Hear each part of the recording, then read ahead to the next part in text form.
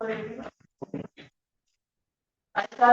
and a very warm welcome to everyone who has joined us today in the first session of the webinar series, Bridging Gaps, Building Foundations for Early Childhood Development in Pakistan. Launched as part of the global celebration of the Parenting Month, this series is a joint initiative of UNICEF Pakistan and the Aga University Human Development Programme. The sessions in this series are designed to raise awareness, share insights, and foster collaborations across sectors to promote ECD in Pakistan. And the series will highlight everything that ensures all children not only survive, but thrive. We are honored to have with us a distinguished panel of global and regional experts today who will guide us through the discussions. And there will be 2 sessions today. And just to let you know, this session is being recorded and the recordings will be shared with the registered participants via mail, and it will also be uploaded on YouTube. So first of all, let me introduce you to Dr. Salman Kirmani, who is the Interim Director of the Human Development Programme at the Aga University. He will give an overview of the webinar series. Dr. Kirmani is a pediatric endocrinologist with extensive international and national experience. His leadership has significantly shaped the landscape of women and child health in Pakistan. Please join me in welcoming Dr. Salman Kirmani. Over to you, Dr. Thank you so much, Aisha, for that very kind introduction. And thank you to all the participants and the organizers and everyone who will join us in the webinar series today, including our speakers. So just to let you know, this is, as Aisha mentioned, a partnership between UNICEF Pakistan and the AKU Human Development Programme. The goal of this webinar series is to really enhance awareness about the emerging findings that evidence is now bringing up with regards to ECD, and to start a discourse to engage and educate stakeholders across all relevant sectors. And the goal is to really hope to ameliorate the situation and really improve the situation in Pakistan and beyond. The objectives are mainly to introduce the nurturing care framework and its role in shaping ECD policies and programs, to support the ECD in climate change, emergencies, and traumatic situations, which unfortunately Pakistan is very, very susceptible to explore the role of AI in ECD intervention, balancing innovation with best practices, and to promote indigenous knowledge, traditional parenting practices, cultural wisdom, which are supported by our current scientific evidence. And the HDP and many other colleagues, IED, etc., have played a key role in generating this evidence. To explore changing gender roles in parenting in children themselves, and finally, to strengthen collaboration among sectors to improve the multi-sectoral ECD services in development and humanitarian settings. So we hope that you will enjoy this webinar series. This is the first and inaugural session. I would first like to thank our 2 speakers, Professor Emma Pearson from Maynooth University and Ms. Meeta Gupta, who is a regional advisor to UNICEF. They will be our 2 main speakers for today. In addition, I would really like to extend gratitude and thanks to Dr. Sabah Shuja, who is the ECD lead for UNICEF Pakistan, and Dr. Tane Girma Minas, who is the Chief Nutrition Officer for UNICEF here. So we'd really like to thank our UNICEF colleagues for making this possible and making it happen. I think I cannot finish before acknowledging my colleagues in HDP, Aisha Zahid Khan, who is our lead, along with Dr. Kausar, Dr. Seema, our faculty members, and then finally the support team with Shahina and Taha and many other colleagues who have made this webinar possible. So with that, I'd like to hand over back to Aisha so we can go over and listen to 2 fantastic talks. Thank you. Joining us from Ireland, we are honored to welcome Our first presenter, Professor Emma Pearson from Maynooth University. With a rich experience in early childhood education and a background in early childhood development, working with global organizations such as UNICEF and UNESCO, Professor Pearson has contributed significantly to inclusive learning across regions including South Asia and Sub-Saharan Africa. Professor Pearson will today address the topic, Nurturing Care Framework, a pathway to advancing early childhood development. Dr. Emma, over to you, please. Thank you so much, Dr. Aisha. Can you hear me okay? Yes, we can. We can hear you. Perfect. And I'll just now share my screen. Hopefully, you'll be able to see my screen. How's that? Yes, we can see your screen, Dr. Emma. Perfect. Thank you so much. And thank you for the kind introduction, Dr. Aisha. Thank you, everybody, for coming along to this workshop. It's always a real pleasure and a privilege to work with friends and colleagues from the Aga Khan University and also UNICEF. So thank you very much for this opportunity. So I get to introduce the Nurturing Care Framework. I'm conscious that many of you may already be working with the framework. So for those of you who know it very well, hopefully this will be affirming in terms of the work that you're already doing. And for those of you who are just coming along to learn about it, hopefully you'll have a better idea of the framework by the end of the presentation. So what I'm going to do today is I'm going to talk you through a little bit of the history of the Nurturing Care Framework to try to highlight why it's important and what is unique about it.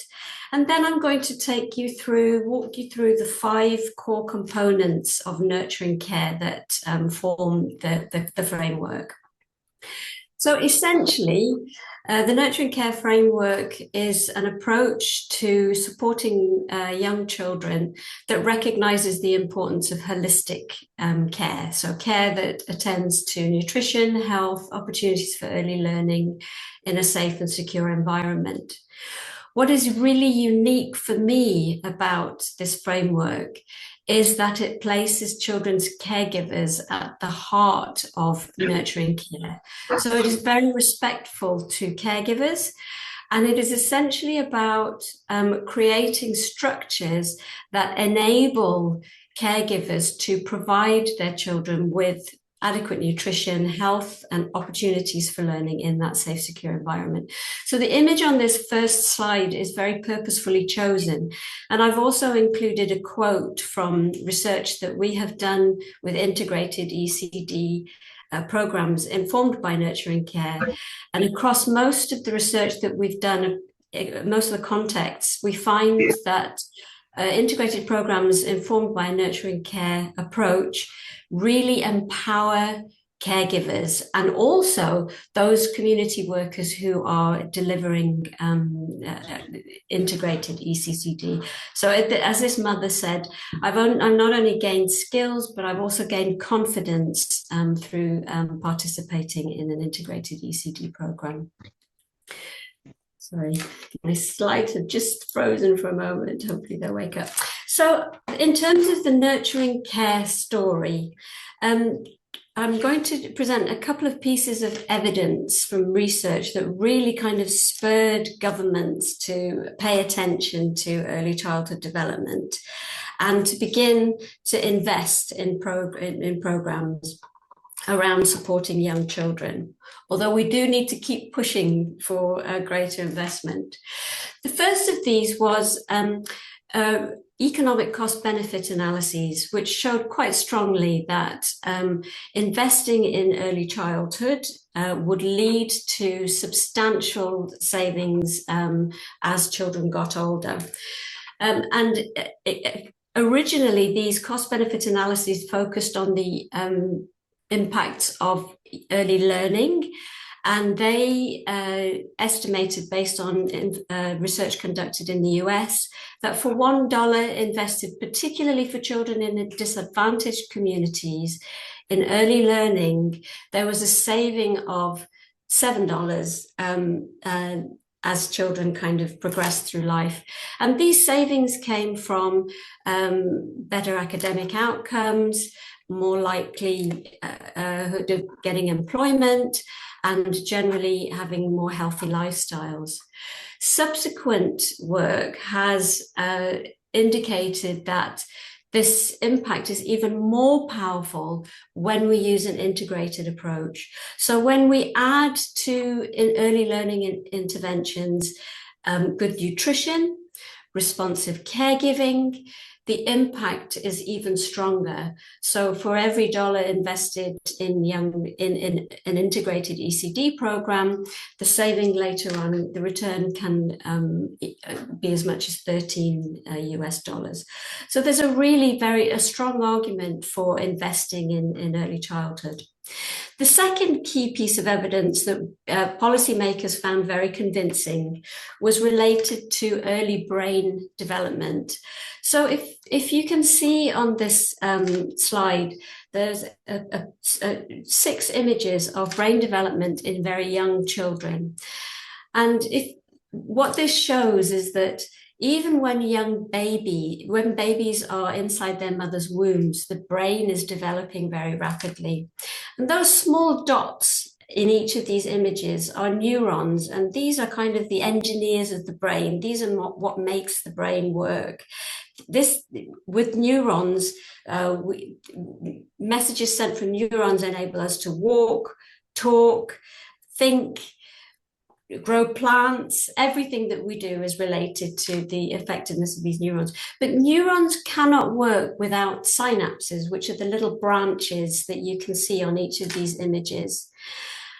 And during the first 24 months of life, these synapses multiply at a rate that we don't find later on in the life cycle.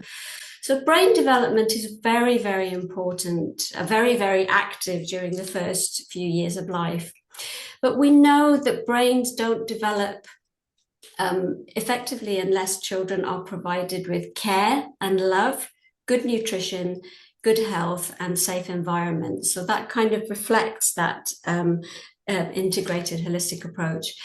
And if you look at the picture of this mum interacting with her baby, you can imagine that during this interaction, the synapses in this baby's brain are going wild in terms of activity. So nurturing care really emphasizes that importance, not only of health, nutrition, but also those lovely interactions with mothers and caregivers from a very young age, which stimulate brain development. So those are 2 key bits of evidence that were really kind of really pushed the agenda for investment in early childhood. Other examples of evidence are related to the realization that all of these different components of young children's development are highly interrelated. Hungry children don't learn, so there's no real point in providing access to early learning opportunities unless children are also receiving good nutrition that helps that brain development and supports their learning.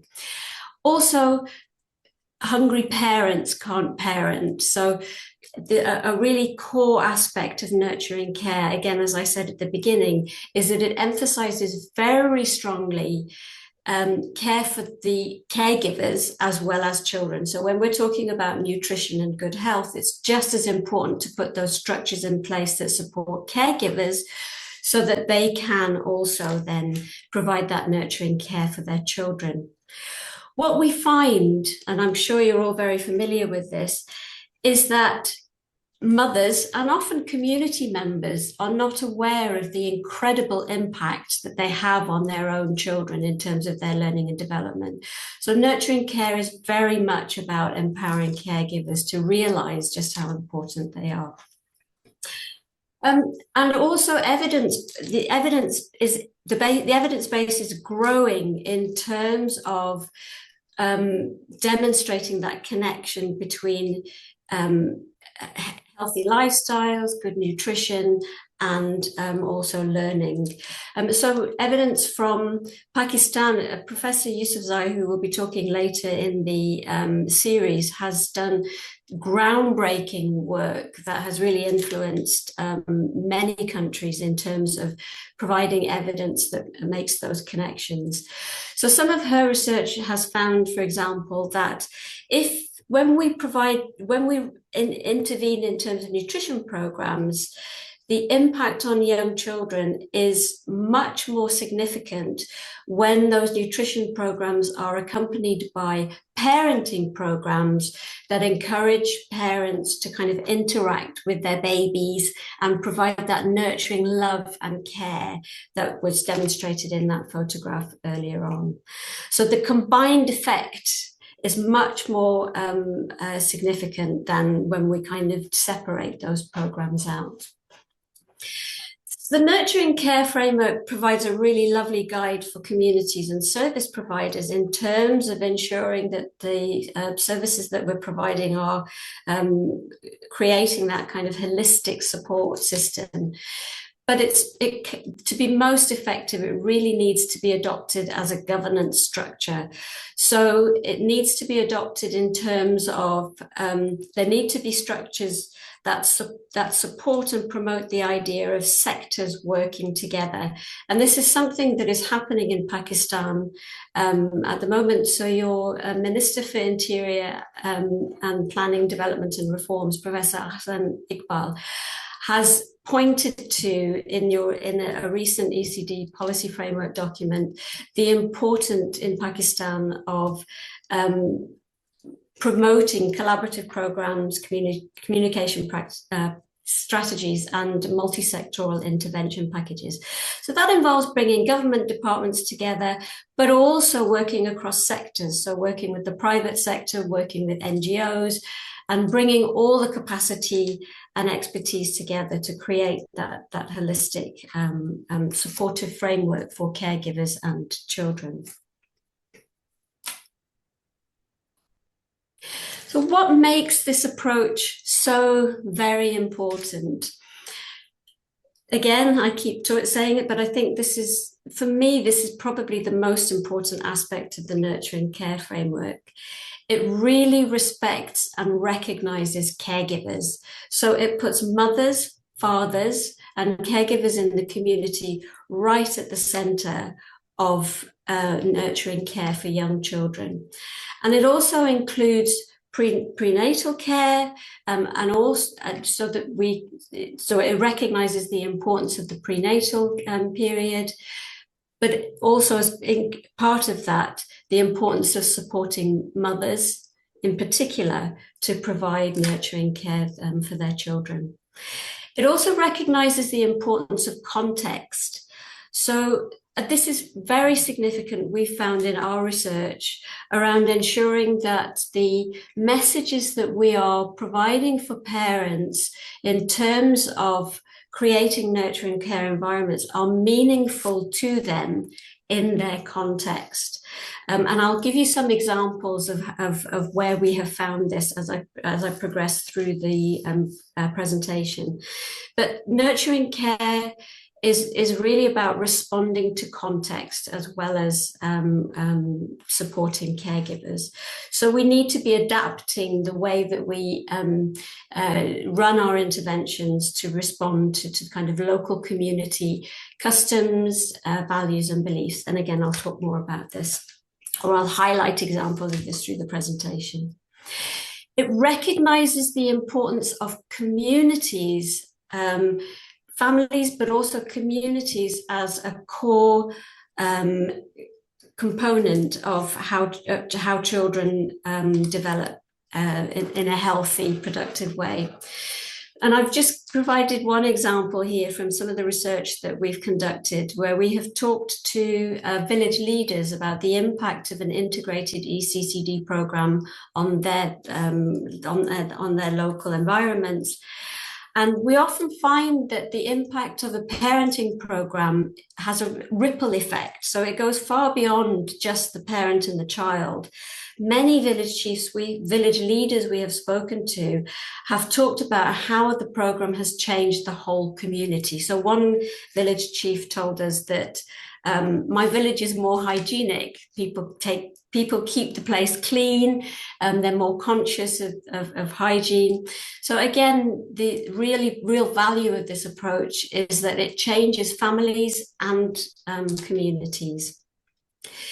And finally, obviously, it recognises that children's development and well-being need holistic support. So the learning, the health, the nutrition, the nurturing care, the responsive interactions with caregivers all fit together in terms of providing that nurturing environment.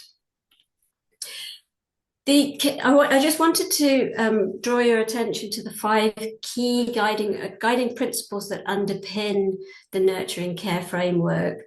So one of these components, one of these principles really emphasizes the importance of going beyond child survival. So we need to ensure that children are not only surviving, but thriving. We need to ensure that all children are provided with nurturing care. And for this reason, integrated ECCD programs are often targeted in the most disadvantaged communities, because we find that the effects of nurturing care are most significant when we're really lifting children who are living in circumstances or environments that are very challenging. It's about putting families at the centre of nurturing care. It requires whole of government action. So nurturing care works best when, again, it is supported by those governance structures that bring departments together around the framework, and a whole of society approach as well. And just to present some recent examples of positive impact.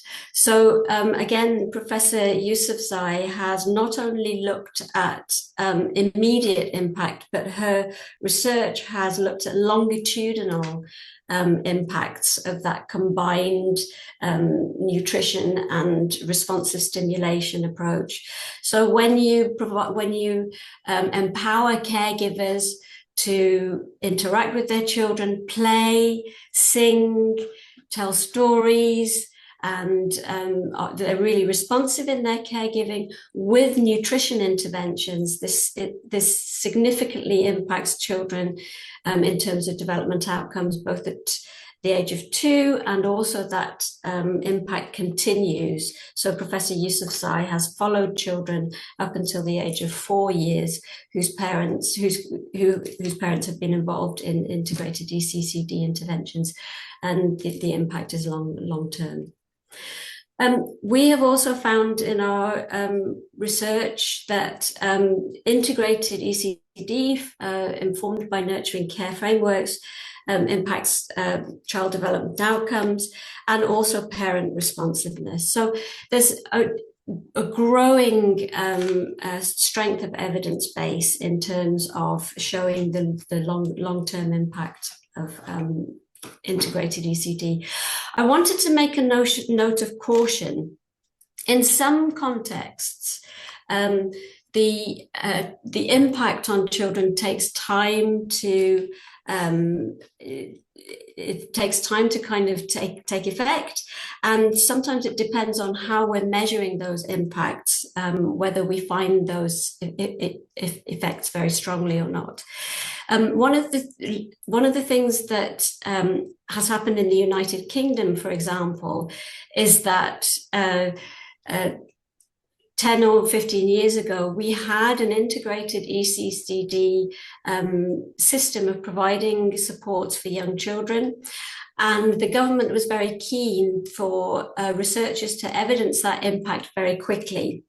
Unfortunately, some of the research that was conducted did not show that impact at the time, and so some of those programs were shelved. But research coming out now that has followed those children who were involved in integrated ECCD retrospectively is showing now that they are more likely to be employed or at university and be leading healthy lives. So sometimes that impact is tricky to evidence and takes a long time to kind of show itself. So there needs to be caution in terms of making policy decisions based on kind of very quick scale research. So now I'm going to talk through the 5 core components, and I'm going to also provide some snippets of extracts from research that we've done to try and kind of bring the components to life. So first of all, in terms of health and nutrition, what I'd really like to point out here is that both of these components, as I said earlier, really focus not only on the child, but also the mother. So in terms of good health, we know that children and their caregivers need to be healthy. So caregivers must need to be healthy in order to provide nurturing care for their children.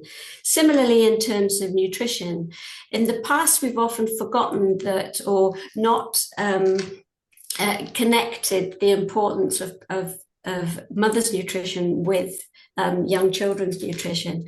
But the nurturing care framework really emphasizes that mothers need to be supported in terms of being able to provide good care for their children. And I've included a quote here that from a study that we did around understanding what makes parenting programs work best. So this is a study where community health workers were being trained in an agricultural community to provide a parenting intervention program.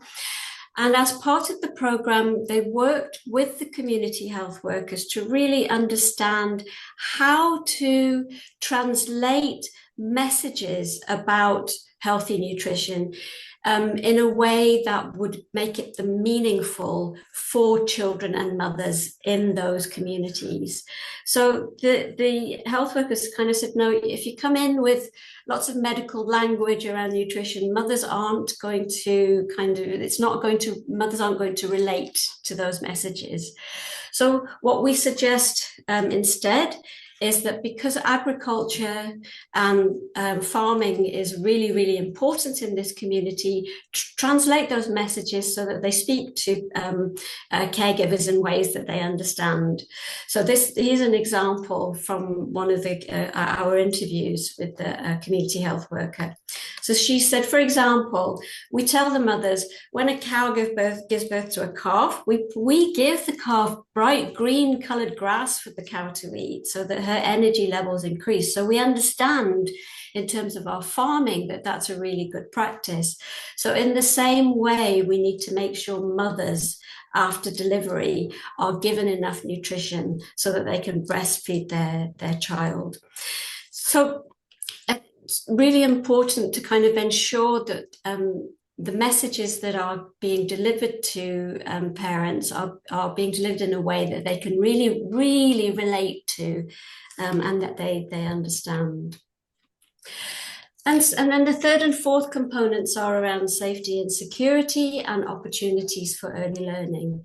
So evidence really supports the importance of safe, secure environments for young children.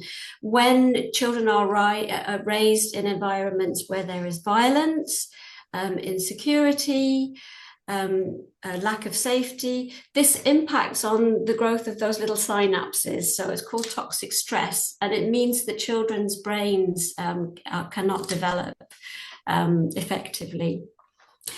And as I said earlier, one of the great things about the nurturing care approach is that because it works so closely with families and communities, it has a ripple effect that tends to mean communities do become more safe and secure. So in one of the contexts that we worked in, there was a kind of history or legacy of violence in the community. And following the implementation of parenting programs that focused on the importance of good nutrition, responsive caregiving, and healthy environments, village leaders told us that parents are focusing so much more on the children that the whole community has become a kind of safer, more hygienic place to live.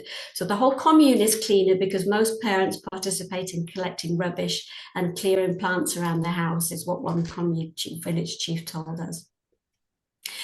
And then in terms of opportunities for early learning, we really take for granted in our spaces.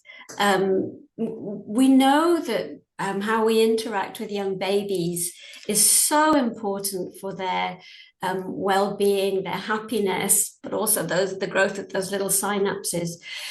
But parents are often not aware of the impact that they can have on their babies. And if they've kind of grown up in environments where responsive caregiving hasn't been a part of their own experience, it's hard for them to kind of understand how it impacts on their own babies. But in another parenting intervention that we documented, many of the mothers, as they began to interact with their babies, really became empowered and began to see the impact that they were having on their babies.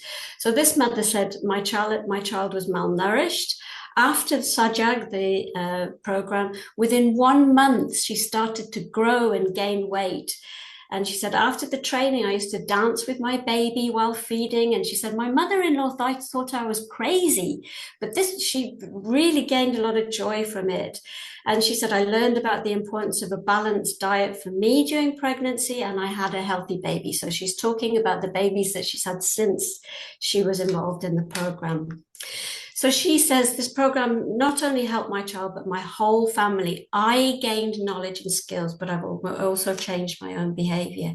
And we often find this in our documentation of these programs, that mothers are really empowered through these approaches.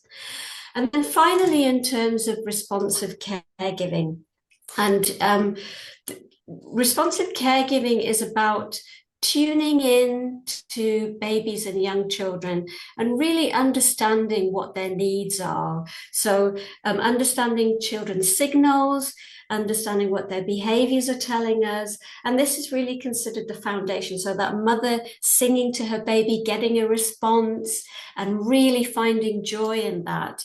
That's the heart, what lies at the heart of responsive caregiving. And you can see this grandfather interacting with his little boy in terms of explaining the plants and his little boy responding to him. So that kind of serve and return, that interaction is really at the heart and is so powerful in terms of that mad activity in the brain that's happening early on.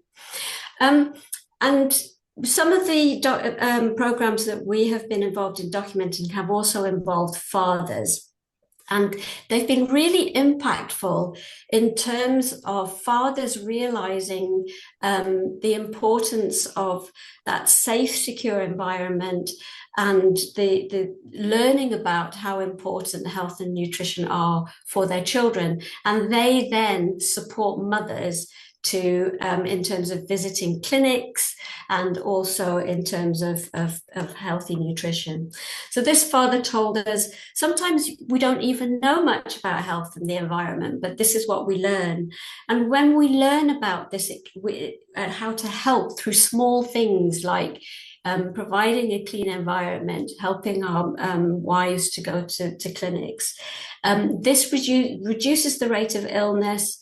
And it means that we don't lose money because our child has diarrhea and we need to get medicine. And now we know more, we know better how to support our children. And then the final quote I'd like to wanted to present to you is, many of these programs prepare community health workers who are based in the community and are parents themselves in the community. So they train these parents to work as in the community to deliver parenting programs, and they are incredibly empowering. So they often involve mothers who have never really stepped outside their homes.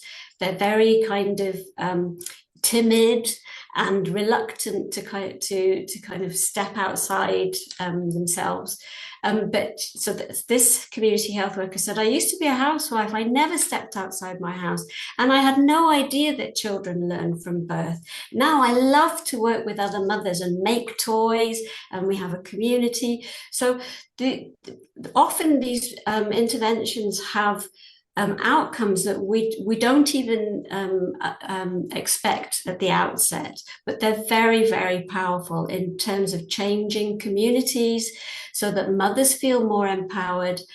Communities are a safe, healthy spaces for young children, and that is where we get the long-term impact on young children's learning and development. When communities and families provide that nurturing care, that provides a really kind of long-term impact.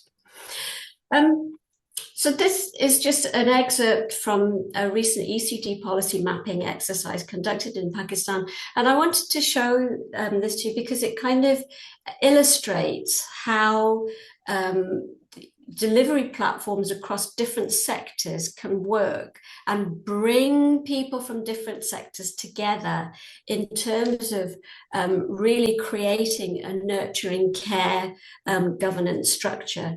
So when we have health service, nutrition services, education services, and child protection services, bringing nutrition workers, parents, centre managers, family health workers, welfare workers, paediatricians together across those delivery platforms, they all begin to understand the importance of each other's sectors. So paediatricians begin to understand the importance of that kind of responsive caregiving, the early learning opportunities. Educators become really aware of the importance of healthy nutrition, the importance of vaccinations. They can provide platforms for delivery of those interventions, for example, in education settings.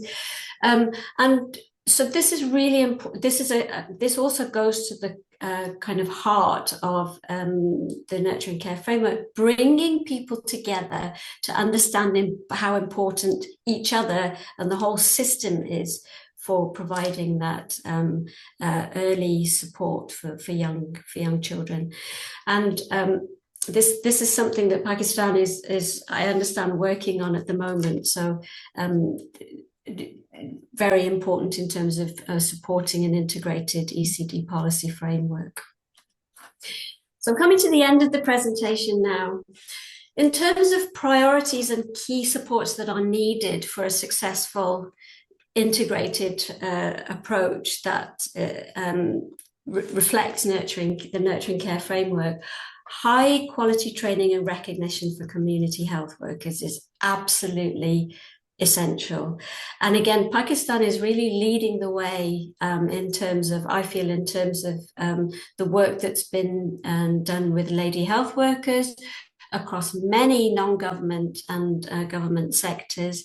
And Professor Yousafzai's work in this area, again, has been world leading.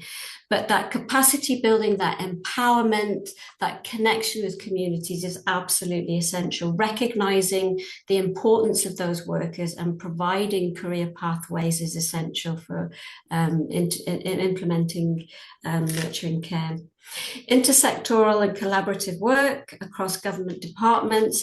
And I just wanted to make the point that a kind of national level governance structure is very important, but it's also important for services to be supporting that integrated approach at the local level. So sometimes we have worked in contexts where maybe the integrated approach at national level isn't working as well as it could be, but at the local level it's working really, really well. So district education offices are communicating very effectively with paediatricians and community health workers in local clinics. and also they're communicating very well with early childhood educators in early learning environments. Often that is supported by local leadership. So someone at the local level decides that this is really worthwhile, and they have very close connections with these communities, and they bring these sectors together. Messages delivered through parenting programs must be contextualized. So that idea of cows needing grass and local leaders' support is very important. I'm conscious that I need to finish. I'm running out of time. So thank you very much. Thank you.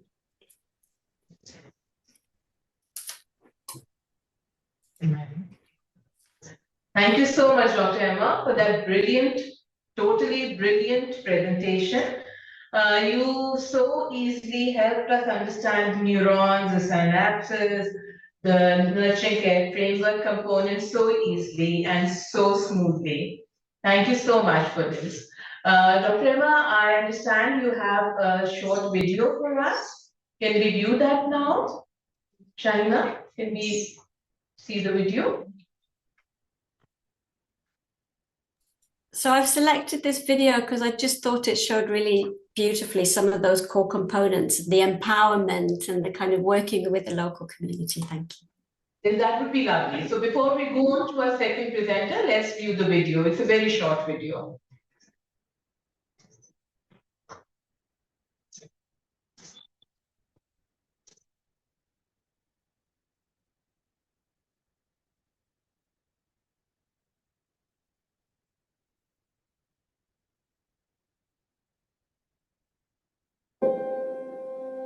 Nga nazali pepe utotoni, nazali na te mbanza, biso awa tozali ka kokoso kaka, toza na zandu musika, mbongo ezate, kulatisa bana pasi, kuluka mbongo ya zandu pasi, kukenda ti betu musika, awa mbongo ezate.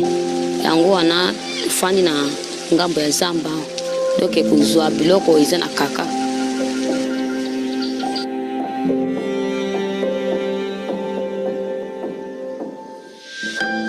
Eloko oyo epusinga eza mwana ya leki na nga wana lokola akufaki na malade ya nzala wana, yango wana namoni bana mosusu wana baza na ba malade wana, yango wana eloko epusinga te nakenda kosala mosala wana po te nayeba mpona kozanga bopeto ezali mosele diare, kosukula maboko, konettoye bien banga te mosele ekota na libota te.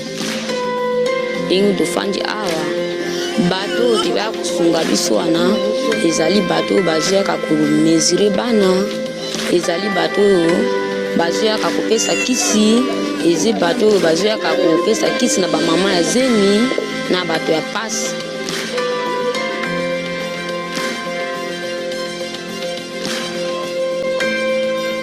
Eloko oyo nakei mpona kopekisa pasi ya nzala wana nayekoli yango na betu nde naye kosala.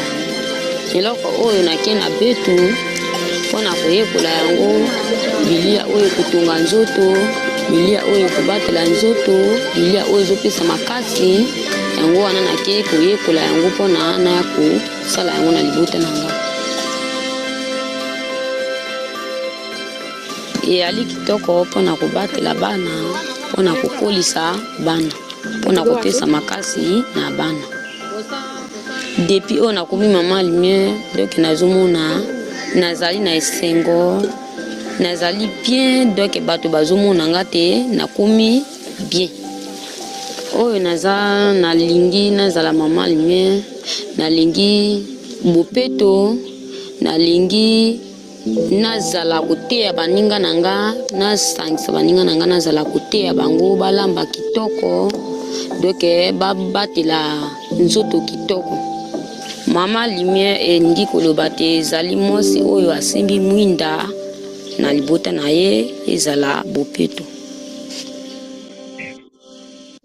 Beautiful, amazing how the components of the nurturing care framework come together to support ECD. and enhance child development. Thank you, Dr. Emma. Next, we are delighted to introduce from Nepal, Ms. Meeta Gupta. She is an ECD specialist at the UNICEF Regional Office for South Asia.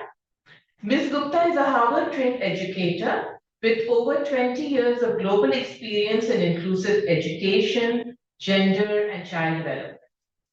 Please join me in welcoming Ms. Gupta as our second presenter today, and she will be sharing her insights on raising parents, empowering families for ECD. Over to you, Ms. Gupta. Thank you so much, Dr. Aisha, and good afternoon, everyone. I'm very pleased to be here with you today for today's session and also as part of this webinar series. I'm now going to try to share my screen. So we just heard from Dr. Pearson about the Nurturing Care Framework, and as she mentioned, one of the important aspects of the Nurturing Care Framework is that it recognizes the central role that caregivers play in terms of promoting their young children's development. And it also recognizes that in order to play that role effectively, they require support. And in this way, parenting is really a key accelerator for early childhood development. And in recognition of the importance of parenting, UNICEF a few years ago developed a vision for elevating parenting. And as we saw with the Nurturing Care Framework, there's a recognition in this vision that this requires, for parenting, this requires support at multiple levels, from having a strengthened workforce that reaches out to parents and caregivers, and having integrated services, as we also heard about, all the way down to empowered communities. And while today I'll be focusing on, and in our session today we're focusing on early childhood, of course parenting is important across childhood and different stages of childhood. And there's also within this vision the recognition that that there are multiple platforms through which parenting support can be provided. And we heard about how through health and nutrition platforms the support can be provided in the earlier presentation, and those are particularly key in the very early years, as those are usually the channels through which there's contact with parents and caregivers and young children. And then once children move on to preschool, then education becomes an important platform through which this support can be provided and through which integrated services can also be provided. But there are also multiple other platforms through which the support for parenting can reach parents and caregivers. And for those of you who might want to learn a little bit more about this vision, I can share the link to it in the chat later on. But this focus that we have on parenting really is based in a solid body of evidence. Evidence that shows that parenting interventions and programs work to support child development outcomes. They work to reduce negative parenting behaviors and also reduce violence against children. And on the flip side of that, improve positive and nurturing parenting behaviors, which are so critical in these early years for young children. It also addresses child behavioral issues, and in many of the cases also have a positive impact on caregiver mental health. And if we look at what the evidence kind of shows in terms of the core content of effective parenting programs, it's those that focus on content on understanding children's development. So supporting parents to understand their children's development, build their skills in communicating with their young children, and also build their skills in positive reinforcement. So moving away from violent discipline to more positive reinforcement, building their skills in promoting social and emotional learning amongst children, and also building parents' own communication skills amongst each other, and also their own skills in managing their own emotions. And if we look at also what the evidence is saying, what are some of the characteristics of effective parenting programs? It's those that view parents as equal partners, recognizing that they understand what's best for their child. Those that are tailored, Dr. Pearson talked a lot about the importance of contextualizing interventions. So really important to tailor these interventions to meet the specific needs of families, and also to have content that's relevant to them. And also, as she mentioned, it's important to bring different services together and integrate these services together for families. For example, families who might have a child with who's affected by malnutrition, or a child with disabilities and so forth. Children from poor families, to kind of link them up with the other services that they need in conjunction with parenting programs. And also, effective parenting programs, include peer support and interaction, so there's learning amongst parents. And as also touched upon earlier by Dr. Pearson, it's important to also involve fathers as well, in addition to mothers, and of course have a trained workforce that's engaging with parents and caregivers. And I'll just touch upon this point again, that Dr. Pearson also highlighted about engaging fathers, that really the success of parenting interventions really kind of depends on that active engagement of both parents. So it's really important to have that active engagement of both mothers and of fathers. And when they have that engagement, when fathers have that engagement from the various earliest years, then they're more likely to play a more active role in their young children's development. And this also has a positive impact on their children's overall development. And if we look at how to engage fathers, there are a number of different strategies. I'll just touch upon a few here. But one point to bear in mind is in capacity development programs, in training frontline workers or others who implement parenting programs, it's important to include within that, kind of building their skills on engaging with fathers and men, in addition to mothers and women, and also to address any gender biases they might have, and about perceptions of the role of men or women in terms of the care of young children, so that they don't bring that into kind of the parenting program, and then it can use a positive approach to engaging both mothers and fathers. And also kind of to look at ensuring that parenting information kind of goes out to both and reaches both mothers and fathers, and that might mean using some different strategies to look at where men gather, which might be different from where women gather, and ensure that the information also goes through those channels to more effectively engage fathers in parenting programs, and also to be flexible with the timing and the location of these services so that they suit both mothers and female caregivers, as well as fathers and male caregivers. Now, moving to another point that I just touched upon earlier when I was talking about the fact that evidence shows that parenting programs are effective in terms of reducing violence against children. And this is a really key point when we look at some of the data here on children experiencing violent discipline. Now, I've pulled here some of the data that comes from multiple indicator cluster surveys. And this is from different provinces here in Pakistan. But while I'm looking at Pakistan with this data, this is an issue across our region. But if you look at the blue column for children ages 1 to 2, and this is the latest mixed data. These surveys have been conducted at different times in different provinces, but this is the latest data from these provinces. And what you can see is here, with the exception of Balochistan, that anywhere from 65 to about 74% of children ages 1 to 2 reported to experience violent discipline.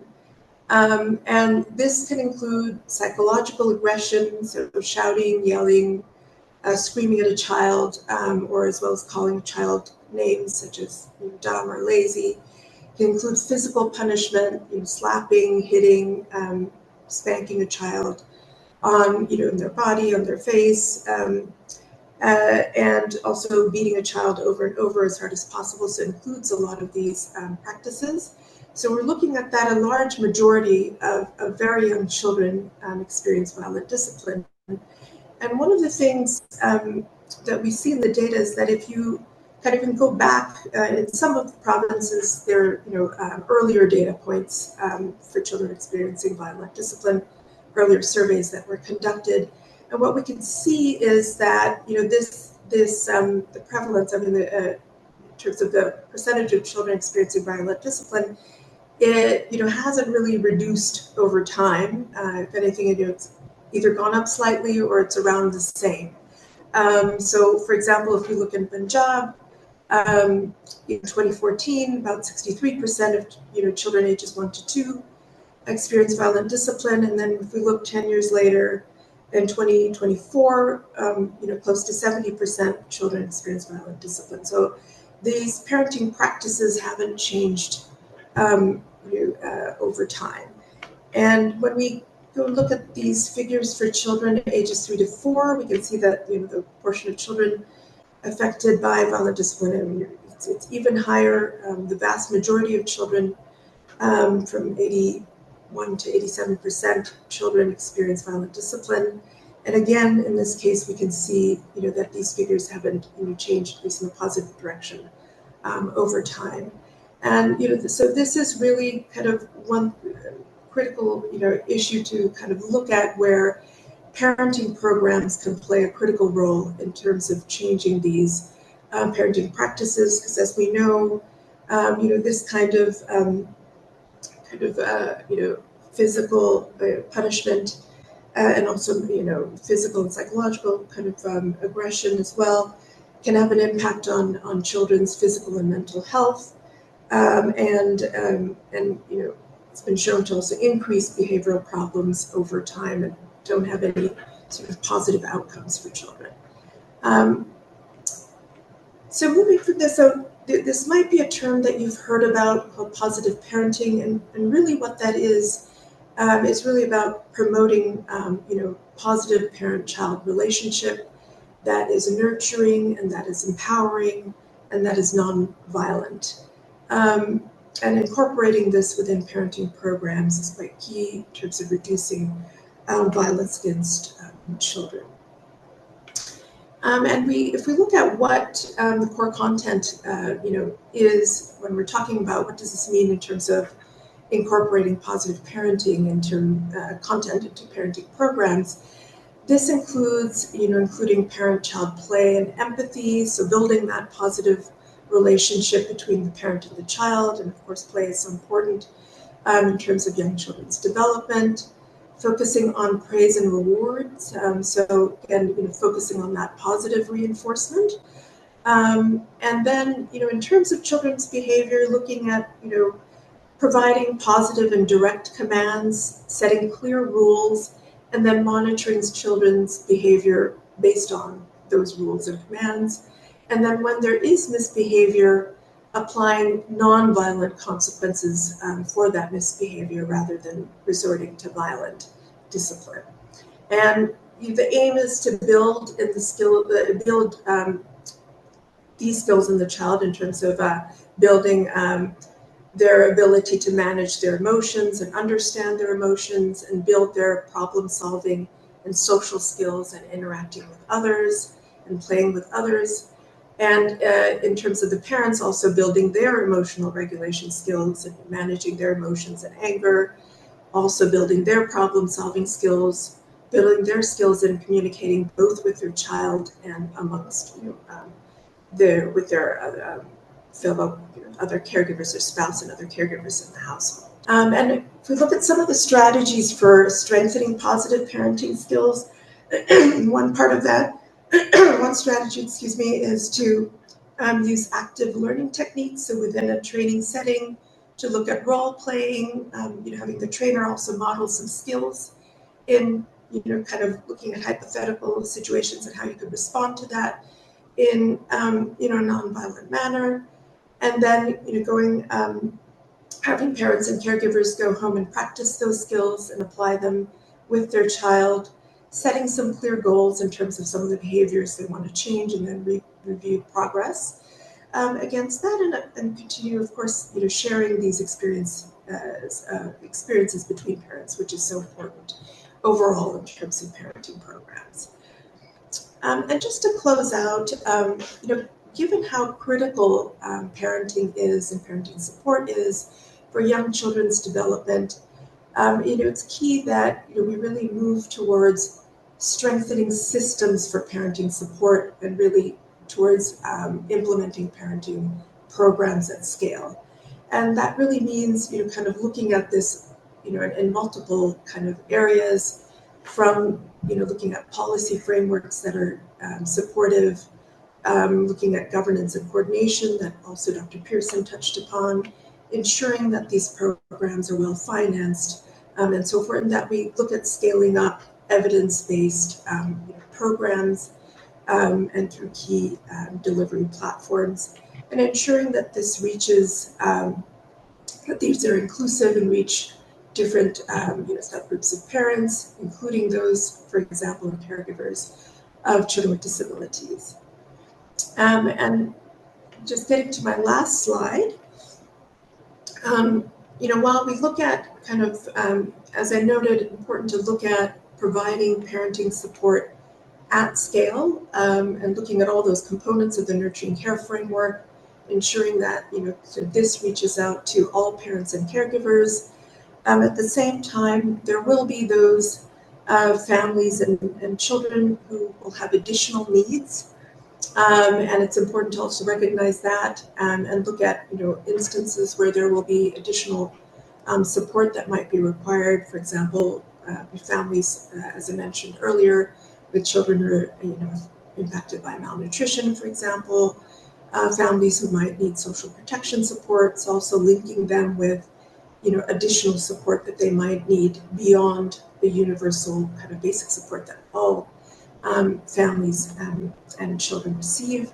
And there might be an even further subset of children with even additional needs where you need specialized services. For example, families with children with disabilities who might need early childhood intervention services. So there may be, those families that might need additional specialized services in addition to the overall scaled-up support. So with that, I'll close with that slide. Thank you very much, colleagues, and look forward to any of your questions and further discussions. Thank you so much. Thank you so much, Ms. Nita Gupta, for this wonderful talk. Because not only did you tell us how important supportive parenting is in elevating ECD, but you talked us through how to do it, how to involve fathers in effective parenting, how to provide effective parenting. So that was a very important aspect of the talk. Thank you so much. And now I would request our speakers, Dr. Emma, Ms. Nita Gupta, and I would also like to invite Ms. Dr. Sabah Shuja from UNICEF to please join us for the question answer session. The AKU HDP team is here to support you. Dr. Sabah is an ECD manager at UNICEF Pakistan with a very strong background working with ECD for a long time. She has a background in medicine and in public health. She has over 15 years of experience in social development sector and has worked extensively in both developmental and humanitarian contexts. So we have a few questions which were posted in our question answer box. And the first question is, I don't know who has written this. I am curious about children from stable homes who face emotional neglect, where parents are uninvolved but expect schools to fix everything. How can counselors and support teachers help us in such cases? Dr. Emma, would you like to answer this one? How can counselors and support teachers help us in cases where the child is facing emotional neglect at parents at home? Thanks, Dr. Aisha.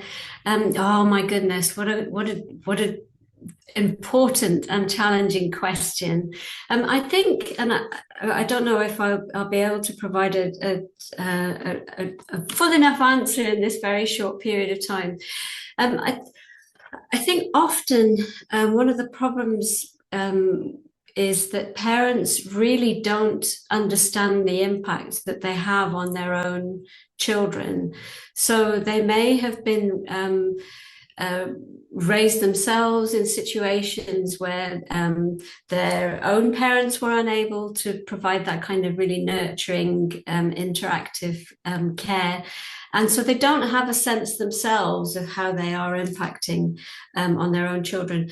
So one of the things that's so fantastic about the Nurturing Care Framework is that it puts the focus really on supporting caregivers to see that importance.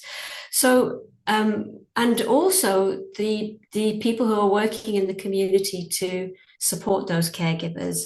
We've had conversations with women who have said, I didn't even realize my baby could see until he was a few months old.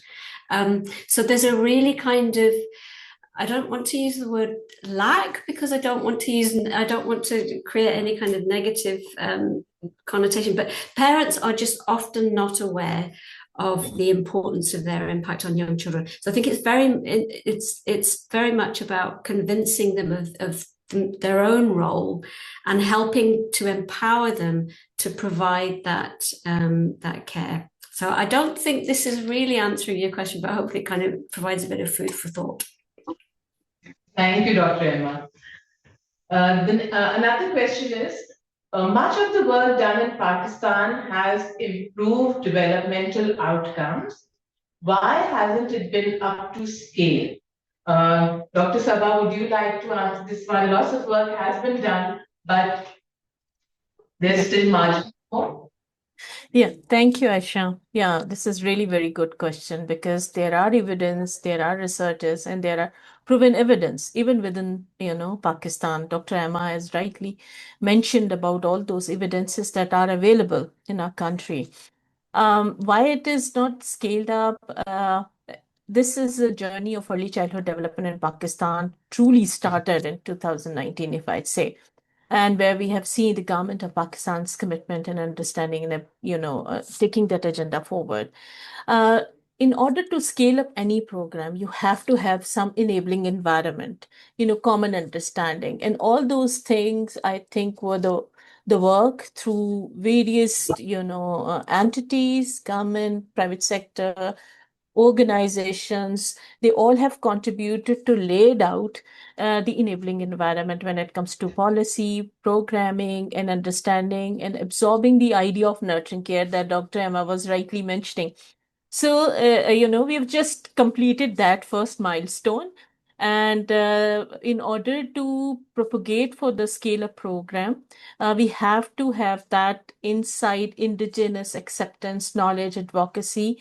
So I think we are pretty much on the right direction. Yet, of course, it's a long journey for the scaling up of the program. You might have heard there are parenting programs going on, with the support of UNICEF, Government of Pakistan, including Ministry of Health, Ministry of Planning. They are taking lead on it. So I think I may not be wrong saying that, we are moving in a right direction, and scaling up is one of the, of course, biggest way forward. Together we need to achieve. And I believe today's webinar is another effort, to join hands and people like you, the person who posed the question. So we need to have this thing in a sort of a movement style so that everybody can, have that understanding, and we'll move from policy to the program and implementation. In fact, the real challenge is to reaching out to the district, as Dr. Emma mentioned, that we have to reach out at the grassroots level. Only then we'll be able to scale up this program. Nonetheless, we are still hopeful that we'll reach that milestone sooner or later. Thank you. Inshallah, inshallah. Thank you so much, Dr. Sabah. There are more questions from the audiences, but in the interest of time, I'm sorry, I will not be able to ask our speakers, but we are going to send those questions to the presenters or whoever they are addressed to and get back to our audience with them. And because now I want to please invite Dr. Anthony Girma, who is the Chief of Nutrition at UNICEF. He is originally from Ethiopia. Dr. Minaz brings a wealth of expertise in reproductive, maternal, newborn, and child health, along with an extensive experience in public health systems and emergency preparedness. Let's extend a warm welcome to Dr. Minaz, who will give the webinar series closing remarks, and thank you to the speakers. Thanks so much for the nice introduction and for excellent moderation, Dr. Aisha.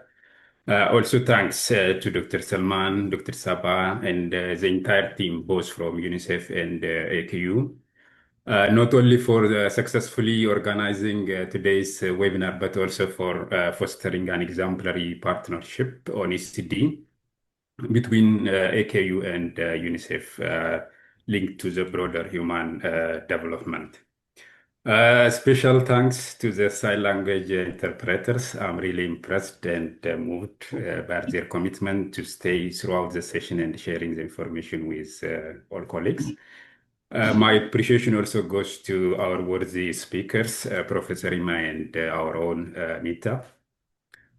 Professor Ima, thank you so much for reminding us on the component of the nurturing care framework and its application, particularly in a context like Pakistan.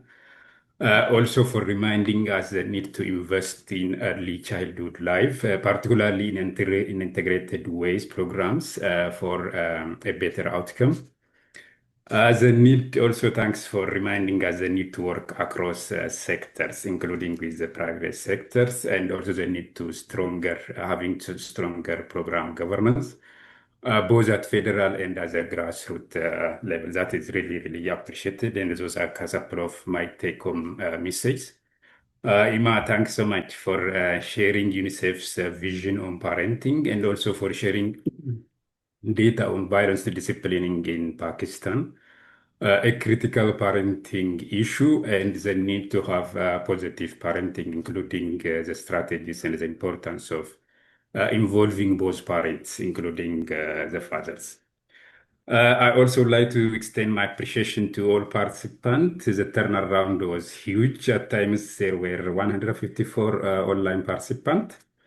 I think they make a right decision for taking time out of their busy schedule and attend this virtual session on ECD. I'm confident they will be taking the key lessons and the message from today's session which is focusing on building foundation or early childhood development in Pakistan into the programs they are running or looking after, whether it is health, education, watch protection or whatever program, because a child needs an integrated program, as we have heard from both the speakers. For UNICEF, guided by the Convention on the Right of Child, our vision for ECD is a world where all young children thrive and reach their full potential. Though Pakistan is leading many ways on ECD, as all the previous speaker has spoken, unfortunately, data shows us about 54% of children are at risk of poor developmental outcomes because of various factors that include inadequate health, poor nutrition, lack of responsive care, unresponsive and unsafe environment, meaning we have a lot to do, all of us together in a partnership. So with this, I want to use the opportunity to reconfirm our commitment as UNICEF to continue working with government and partners to enhance ECD in Pakistan through various interventions that include strengthening systems, enhancing the support to parents and caregivers, evidence generation, and the multi-sectoral approach for ECD, among others. I'm very grateful on behalf of UNICEF for the partnership we have fostered with AKU, Aga Khan University, The capacity building, it is just an initiation. There will be a lot of session coming up, and our next session will be in August. Please stay tuned and wait for more administrative sessions. We'll be looking forward to have you all join us the next session, which is more focusing on the multi-sectoral approach, which is every stakeholder matters, a multi-sectoral approach for ECD. Thanks so much once again. Really looking forward for more interaction in the future. And with this, I can say the webinar is officially closed. But if there is final administrative sharing, I will give back to you, Aisha, once again. Thank you so much.